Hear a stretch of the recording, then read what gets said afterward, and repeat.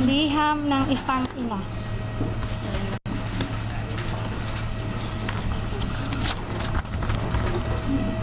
Magandang umaga muli. Ako po si Mrs. Angelica Yulo, ang nanay ni Carlos Yulo. Ako po ay narito para ipahayag ang aking huling pananalita hinggil sa girian sa aming pamilya at ng panig ng anak ko, kasama ang kanyang GF na si Chloe San Jose. Umabot na kasi ito sa nakakaalarmang sitwasyon. Dahil buong sambayanan alam na at nakaabang na sa mga susunod na salita ng bawat isa kung kailan dapat ang ganitong hindi pagkakaunawaan naway nananatili lamang pribado at inaayos sa personal na paraan. Hindi ako perpektong ina at alam ng Diyos na hindi ka din perpektong anak at walang perpektong pamilya. Walang ibang hangad ang isang ina kung hindi ang ikabubuti ng kanyang anak at sa bawat miyembro ng pamilya. Sa paraan ng marahas, maingay, sana'y maunawaan mo na ang intensyon ko ay malinis. Ako ay isang ina na saktan dahil ang mabait na anak na pinalaki ko ng maayos at mabuting tao ay hindi na nakikinig sa mga paggabay ng magulang. Kung mali man ang naging pagpuna ko sa nobya mo, humihingi ako ng patawad dahil nanay lang ako na nag-aalala. Matanda ka na, kaya mo nang magdesisyon para sa sarili mo. Bukas ang aming pintuan sa tahanan, may pera ka o wala, kung nanaisin mong bumalik sa amin.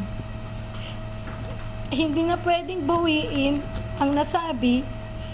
Ang amin lang, handa na ako at ang papa mo mag-usap tayo ng bukas ang loob na may pangunawa anumang oras na handa ka pag-uwi mo upang maayos ito.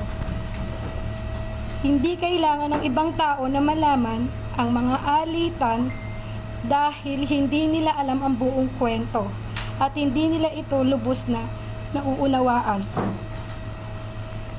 Gayunpaman, humihingi ako ng patawad sa iyo at sa sambayanan sa mga nasabi ko sa interview. Pagod at puyat ako sa kapapanood sa iyo ng mga panahon na yon. Di makatulog sa tuwa kahit tapos na ang iyong laban. Hindi ako nakapag-isip ng mabuti nang nirapido ako ng mga tanong ng mga reporter tungkol sa bagay na dapat ay tayo lamang ang nag-ayos. Patawad, anak. Iintindihan ko na maaaring tignan ng iba na kaya lamang ako nagsasalita ngayon ay dahil sa iyong tagumpay at kasaganaan. Ako ay nagsasalita para ilagay na sa katahimikan ng issue. Bukas ang pintuan para pag-usapan ng personal na walang galit. Hindi man humantong sa pagkabuo ng pamilya naway maipanatili natin ang respeto sa isa't isa at sa dignidad ng pamilya. Kung hindi man tayo magkaayos, sana sa pagdating ng panahon, maunawaan ang aking panig, intensyon at hindi ang ingay. Ang pamilya, iisa lang yan at laging andyan lang para sa isa't isa sa kabila ng anumang pagsubok o alitan.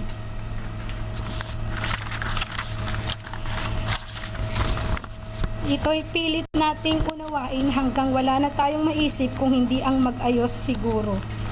At sa sambayan naman, sana ay ipagdiwang na lang natin ang tagumpay ng anak ko. Gumawa ang anak ko ng kasaysayan para sa ating bansa. Lahat tayo ay magpasalamat kay Kaloy para sa karangalang iuuwi niya para sa bayan. Sana pagkatapos ng panayam na ito, titigil na ang lahat at matatahimik na ang bawat partido. Ang mga sugat ay kusa namang maghihilom sa paglipas ng panahon. Pero pipiliin naming humilom kami sa pribado at mapayapang pamamaraan. Kaloy, congratulations iyong tagumpay.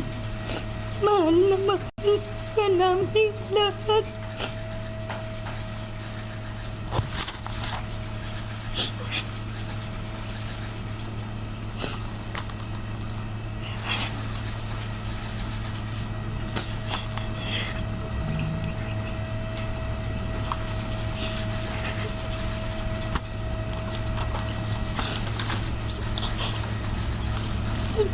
Sorry.